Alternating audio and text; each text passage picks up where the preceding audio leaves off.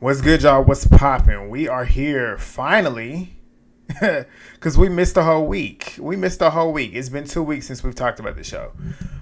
But this episode was kind of rough. It was kind of rough. I want y'all to let me know what y'all thought down below. And what I'm talking about is that Laurel and Cara Maria scene. I'm one for the drama. I'm one for it. I really enjoy whenever they have conflict on the show. But this felt dark. And we know how they get down. We've seen how they've gotten into plenty of arguments over the years, like a decade. This one felt a different type to me. It was kind of uncomfortable to watch. I'm going to elaborate later on. But if you're new here, please hit that subscribe button for me. I'm on the way to 5,000. I want to hit 5,000 subscribers by the end of the year. I'm getting super duper close. I'm like under 200 right now. So please do that for me. Also, thumbs up the video. Those of you that are not new, you already know what to do. Thumbs up the video. Drop your comments down below.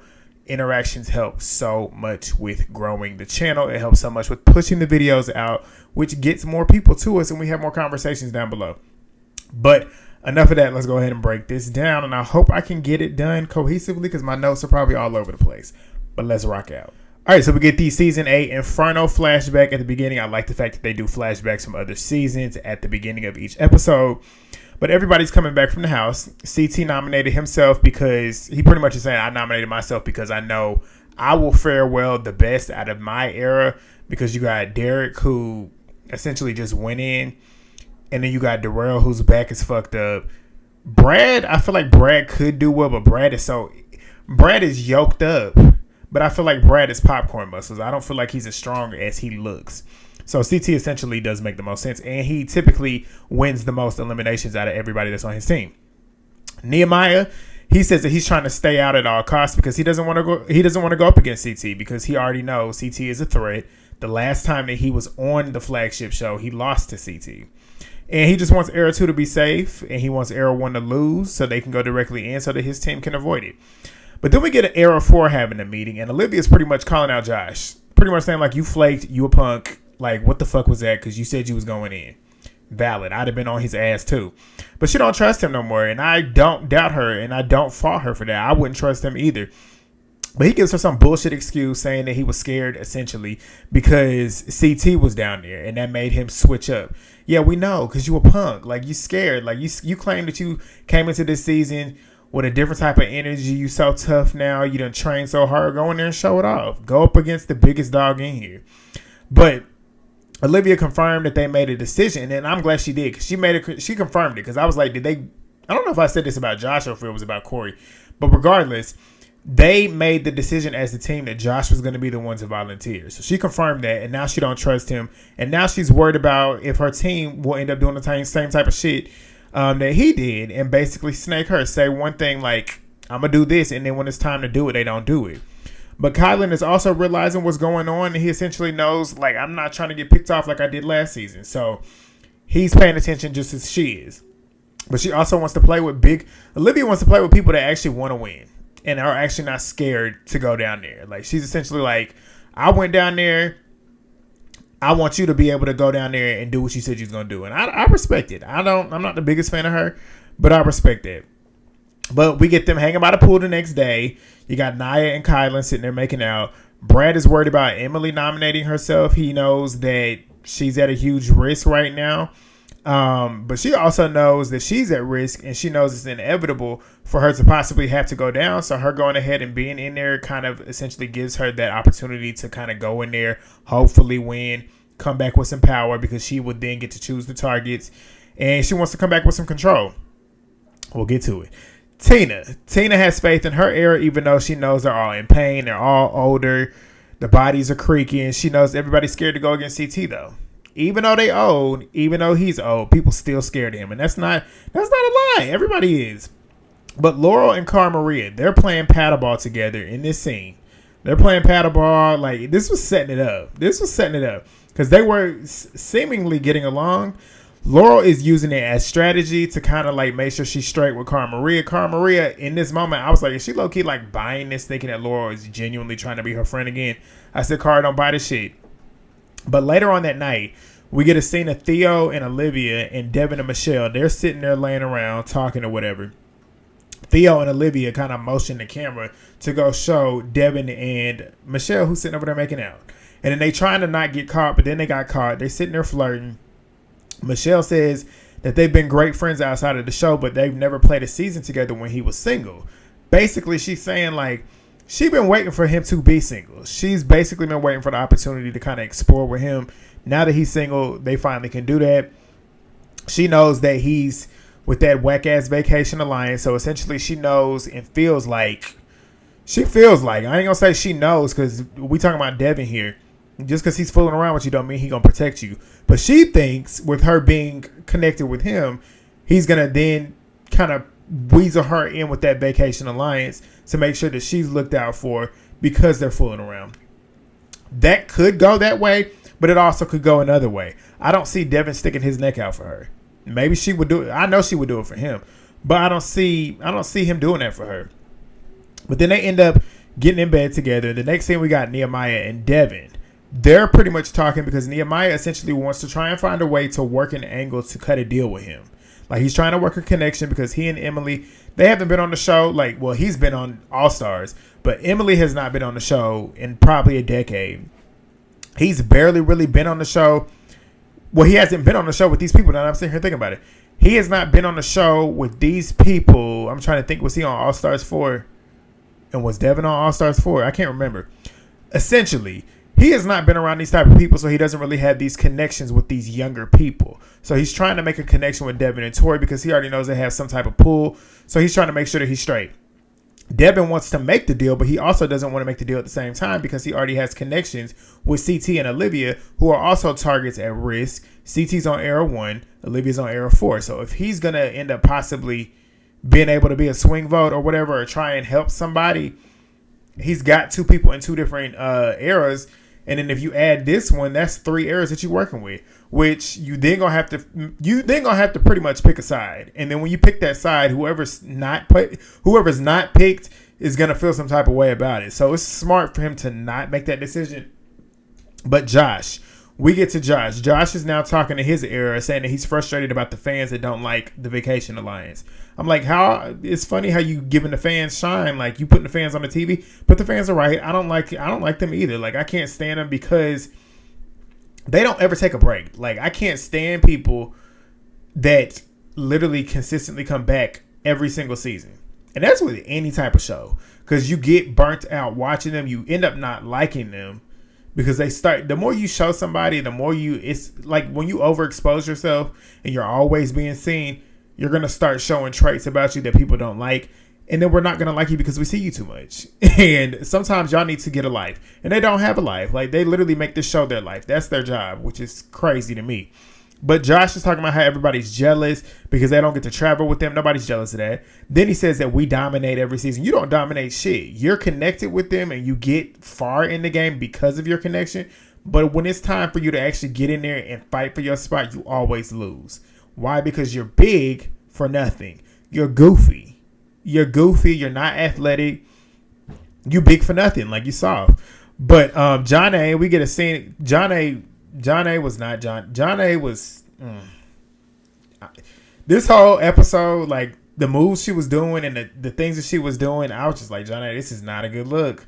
At least for the game, it's not. Like she played very sloppily this game, but she knows that she has to self-nominate. It's her turn next because on era 3, Naya's already been in, Avery's already been in, Tori is now a target, so she's at risk. And you're the only one left. So essentially you are next up to volunteer to go in. She don't have to do it.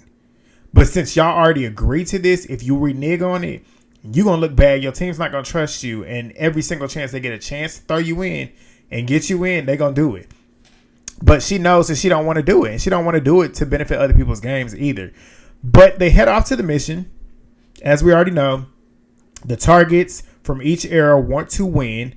And they want to do it to avoid elimination. And I'm about to cough because as y'all see, I'm struggling. All right. So the mission is called Fast Pass. So this is what it is. It's the eras. They pretty much will pick up this Y-shaped beam. It's heavy, according to TJ. They have to navigate because they're in this forest. They have to navigate through these trees with that big old Y-shaped beam. They have to then go get sandbags. There's 8 sandbags. They have to bring 4 at a time to their station and drop the 4 off, where there will be one large balance beam. They have to drop those bags off, then go repeat it. So go back and get the other 4. Once back, all 8 bags are there. They then have to select 2 players to then balance the bags on the beam. And the sandbags are all different weights, so it's supposed to be a little bit more challenging. This went by a lot quicker than what it was supposed to, I guess. But they begin. The first era to get it done wins. Their targets are saved. The losing era obviously goes into the elimination. So they begin. Era 1, they're struggling immediately. No shock there. Laurel was pretty much leading Era 2 at the first part. Tina's trying to take control over Era 1. Derrick K will just not let her do it. CT won't let her do it. She like, damn, like, I never get to talk on this team. Like, y'all literally never let me do anything. Like, let me try and do something. They weren't listening to her. And you could tell she was at least giving some type. And I feel like she was giving a valid pitch in terms of instructions to do what they were trying to do. But they weren't trying to hear her out. But Jordan is leading his team, obviously. Tori's trying to do the same thing. Obviously, they start bickering or whatever. And she's talking about how he's difficult to work with sometimes. And I'm like, yeah, because both of y'all want to be in control of everything. And not both of y'all can be in control the whole time. Like, sometimes y'all got to either go back and forth, hear each other out. But they don't really want to hear each other out. They want to do it their way. And that's never going to work. But Era 4, they're working together seamlessly. They're the team that's working together the easiest and the best. They get their 4 bags down first. Era 2 was second to get their 4 bags down. Era 3 was in third. Era 1 obviously was in last place. So Laurel begins to start throwing the challenge when they're getting close, because Era 4 and Era 2 were close together. Era 4 was in the lead, but Era 2 was like kind of right behind him. But she started to throw the challenge, and Emily kind of suspected it. And Laurel says she's going to do it, obviously, because she knows Emily's a target. And if they don't win, Emily could possibly go into the elimination. She's one of the stronger girls there, which is going to make it easier for Laurel in the end. So essentially, I see why Laurel's doing that. But then again, it's not smart, because when you play, I feel like it's not smart because when you play in a team game, it'd be one thing if it was individually, but when you play in a team game and your team already don't fuck with you, which, I mean, I guess now sitting here thinking about it, if they already don't fuck with you, what do you have to lose? But then again, it's just like, it's a team game at this point. And, but whatever, she's doing what she's doing. Laurel said, I don't want her here. Like, why would I want her here when it's going to make it easier for me when she's not here? But Era 4, they get all 8 bags up first. Tori and Jordan, they still going off on each other because they don't want to be in last place. They're in third place right now. Era 1 is so far behind, y'all going to be straight regardless. But Era 2, they get all of their 8 bags up next. Era 4 is pretty much working on that balance beam, and they won that shit easy. Like, I swear it was just one time. They put the bags on there, and the shit just balanced, and they won. So Kylan and Olivia were the targets. They're safe. So they are not in elimination. Era 2 finishes second. Ryan's already sizing up Era 4. He's like, we need to get them down. Like, we need to start getting some of their strongest players gone. Because, like, they're the biggest threats. And like I said, these games are set up for the younger people. And Era 4 is the youngest era. So, obviously, they're going to have the stronger people. But Era 3, they finished third. Era 1 lost. Tina and CT are automatically in the arena. And Tina's pissed off. She start going off. Because, like, I've been trying to tell y'all to do this. I told y'all to go this way. CT said, we went that. They start going off. They're going back and forth with each other. He said, we listened to what you wanted to do. You wanted to go that way. She's like, nah, I wanted to go this way. Like, what did she say? She said, bob and weave, bitch. When they was going back and forth, I was laughing because you could tell they mean what they say, but then they don't mean what they say. And when they argue, you could tell it's like a big brother, big sister type relationship. Like the Era 1, they have this respect for each other that when they do bicker and argue, it's not coming from a place of like hatred. It's coming from a place of them wanting to win. Like they actually want to win. They ain't gonna sit here and throw competitions. But they immediately apologized after they were going back and forth. Emily, Nehemiah, Tori, and Devin, they have to go plead their cases to Olivia and Kylan. So they get back to the house. Nehemiah is pretty much remembering the last time that he was on the flagship show. CT sent his ass home. So he's worried about possibly having to go in against him again. So CT is now talking about how Era 1 always argues, but when they do argue, it's because they care and they want to win. Like I just said, Tina and him are pretty much sitting there agreeing, laughing it off. They had an argument, but they didn't take it too serious. But Corey, we get a scene with Corey and Nehemiah. Corey's pretty much pepping up Nehemiah because he's close to Corey. He's close to Nehemiah and feels like he can trust him more than he can trust his own team. And also, he lets us know that he's sketched out by Devin, Jordan, and Tori, as you fucking should be, which is why we said episode 1, you should not have let Amanda go down there because she would have been a number that would have helped you shoot at that side. But Nehemiah knows that he has to go make deals now. He said, even though I've gotten this far without him, I'm like, have you really gotten that far? Like, we only on episode 5. It's not really that far, but I guess it's kind of far considering how many people have left. But they get to the deliberation. Nehemiah is pretty much working the Vacation Alliance angle against Devin and Tori. Emily's co-signing that fact, pretty much saying, like, they got other people's back. Like, essentially, they got too many connections in here. You want to kind of, like, dwindle that down. Devin's now trying to downplay the connections that he does have. And then he also then brings up the fact that this deal you and Nehemiah proposed to me. And he's doing this in front of Era 4 and he's doing it in front of Era 1. Pretty much trying to blow up Nehemiah and Emily's game, even though Emily was not even there when the proposal was made. Because Nehemiah made the proposal. Devin did not agree to it. So Emily pretty much says, I knew nothing about that shit. I wasn't even there. That is not a lie. She wasn't there. But Devin's playing that angle as he should. And I feel like, I hate Devin. Well, I don't hate him. I don't know him, but I don't like him. I strongly don't like him. But he's doing what you got to do. Essentially, like, the rest of the people weren't there, so they don't really know what's true. And when it comes to a debate, he's going to get Nehemiah, if you ask me. Like, Devin's a good liar. He's a good liar, and Nehemiah's not. So Nehemiah ends up saying there was no deal. Everybody at that table knew there was a deal. But Devin ended up saying, like, we didn't take the deal. That's why there was no deal. But Devin pretty much exposes his deal to Tina and CT, and they sitting back there quiet. Tina said that her and CT decided to sit back, be quiet, and let them dipshits talk. And that's what they did. Tina was eating it up. She was having a ball. But Nehemiah and Devin, they start getting chippy at this point. They arguing back and forth. Tori's trying to talk tough, talking about her, and Devin don't want to come in and have to blow up people's games, but essentially they will if they have to. KellyAnne is pretty much saying how Nehemiah also had told him before they even got down there that he was approached by Era 3, which would be Devin, with a deal. And now it's being said completely different. Like, you're the one that proposed the deal to him. So now KellyAnne's looking at Nehemiah funny. So they also then show a flashback of Devin pretty much offering KellyAnne a deal at the beginning of the day before they had that deliberation. So essentially, Devin kind of got ahead of Nehemiah, which lets you know Nehemiah ain't played this game in a while. Devin plays this game for a living, so obviously that move was smart. He would have thought to do that to get ahead of the curve. Nehemiah would not have. But KellyAnne and Olivia, they pretty much dismissed them. Olivia pretty much lets KellyAnne know, like, I feel like I got more clarity from this, but I also feel like Devin and Tori are being real, and they follow through with past deals in the past. I'm like, Olivia, stop being stupid. You need to fuck them. You need to start trying to figure out a way to knock them down. You don't let them get to the end. The last time, I don't want to say it's the last time you played against them, they won. I'm like, because Olivia, last season, they weren't even there. Were they there last season? Yeah, they weren't there last season. So the last time you played against them, they beat you. So why would you want to keep them there? I would have tried to find a way to get them in there. I'd have voted them in there.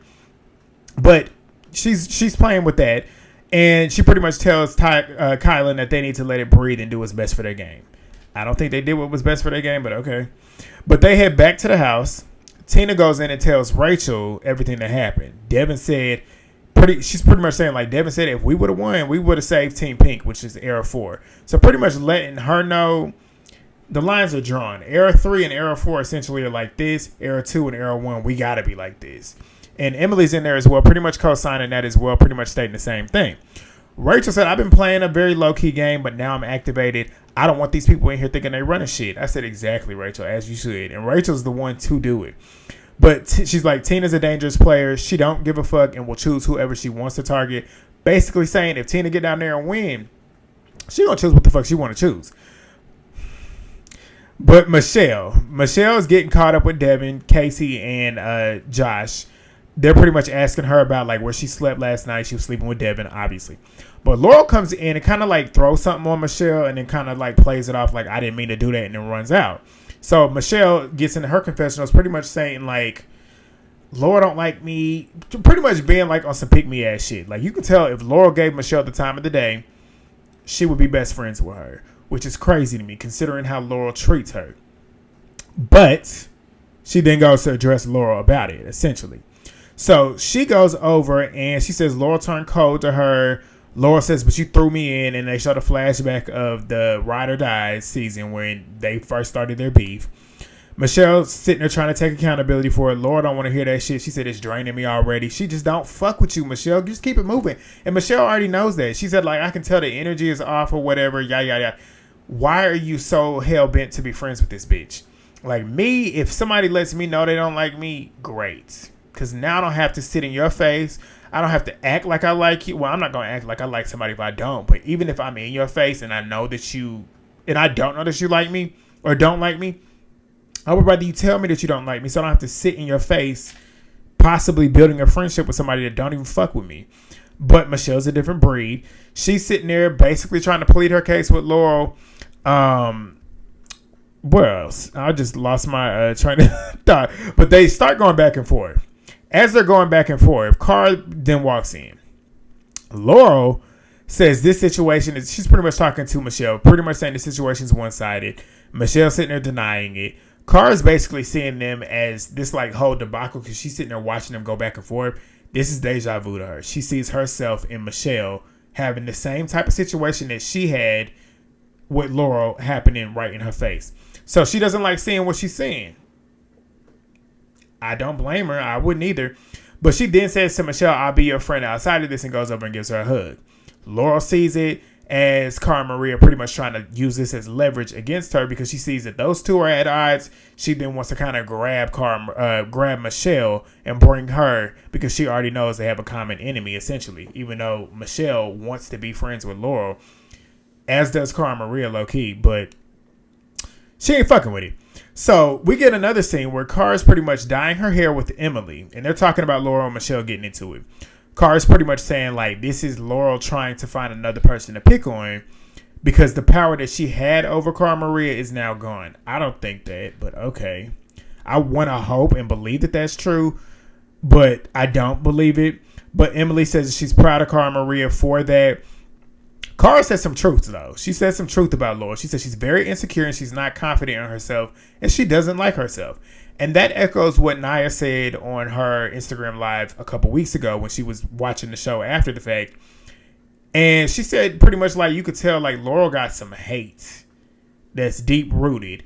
And essentially like she said like she's like not happy with herself. And you could tell certain people when they're always angry like this, that shit is true. And I do believe that is valid. Because you look at how she acts in certain relationships, like how you could tell she low-key is jealous of Nerese because Nerese got Horacio. The way she's always going back to Nicole after Nicole treats her like shit, that's a sign of insecurity. That's a sign of lack of self-love because why would you keep putting yourself in that situation? So that's true. Everything she said is true. But Cara then tells Emily, Laura was throwing that mission to make sure your ass got in there. And she said that Nehemiah pretty much told her that. And Emily now knows for sure that Laura wants her gone. And she doesn't want to give her that satisfaction. She wants to go out and win that elimination and come back. So we get another scene of Cara still dyeing her hair. Laurel comes up and asks her if she's okay. Not in like a good, like, are you okay type vibe. No, it was like, are you okay? Like, what the fuck is wrong with you? So Laurel ends up saying that Cara has an attitude. Cara says, you're the only person I'm like this with because you're an asshole. You an asshole to Emily. You an asshole to Darrell. You an asshole to Michelle. None of that is a lie because she's literally picked fights with every last one of them. She said, maybe you're the problem. I said, very much so. You look at the common denominator. When it's a bunch of drama going on, if the same person is in every single one of these bits of drama, you are the problem. But Laura starts chuckling because she knows it's true, but she don't want to admit it. But she's trying to get Cara Maria. She knows how to get under Cara Maria's skin, and she does it. But watch. And this is the scene where I was like, this is very uncomfortable to watch. It got very uncomfortable for me. But Cara then says that you can deny it all you want, but you're the problem. That is the truth. Laurel then says, nah, it's you. It's funny because you pointing the finger. You know the saying, when you point the finger, what's pointing back? The other fingers. So she's pretty much saying that to Cara Maria. You're the problem. So she's pretty much saying the same thing that Cara Maria is saying to her. Cara's saying, I'm not backing down to you no more. She's raising her voice at this point. She's trying to make Laurel see that she's stronger. And I feel like she's trying to put on a front. I don't feel like that's genuine. I want Cara to be stronger than she's seemingly trying to be. What she's seemingly wanting us to believe she is. I want her to be what she wants us to believe she is. I just don't think that she is. I hope she is, but I just don't think it. But we'll see. Maybe time will tell. But Laurel's pretty much saying all you doing is screaming. Laurel then tells Cara Maria that she lacks self-awareness. They tell the truth about each other. Because sometimes Cara does lack self-awareness. But so does Laurel. I was going to say Laurel Maria.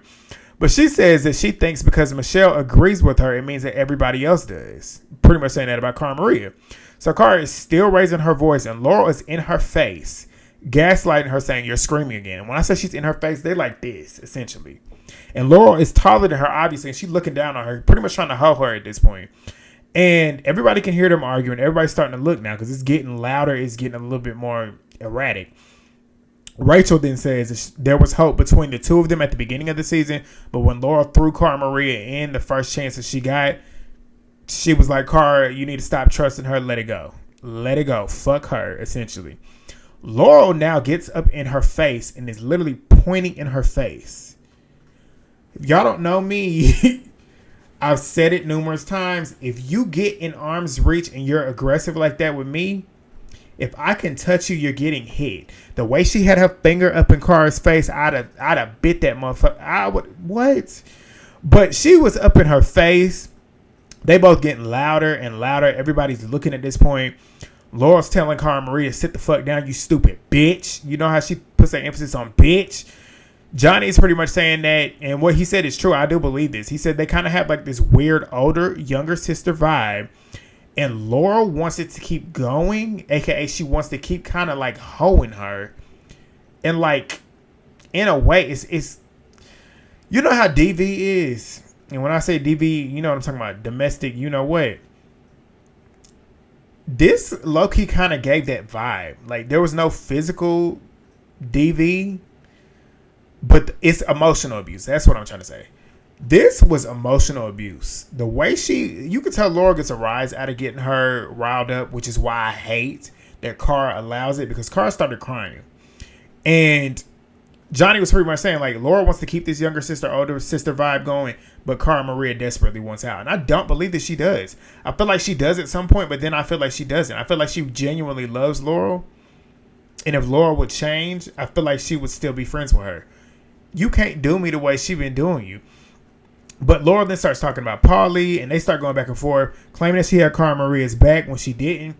I mean, what she did at one point, but then she also didn't have her back numerous times. Like, they go back and forth with, like, liking each other and not liking each other, which lets me know that Laurel really don't like her. But Laurel then starts saying, she gets mad. Both of them are screaming at this point. Cara Maria's crying and crying hard like a baby. And she's screaming inches, like Laura's screaming inches from her face. And her voice is kind of shaking too. Like, sound like she might be starting to cry. This shit was too deep. Too deep. And I said, Cara Maria, you lost when you allowed Laurel to see you crying. Because that's essentially what she wanted to do. She wanted you to cry, and you did it. And you let her see it. That was dark. Y'all let me know what y'all thought particularly about that scene down below. But the aftermath, everybody's pretty much supporting Cara Maria, and Laurel's pretty much by herself. But Theo and Kylan ended up going over there with Laurel, pretty much comforting her.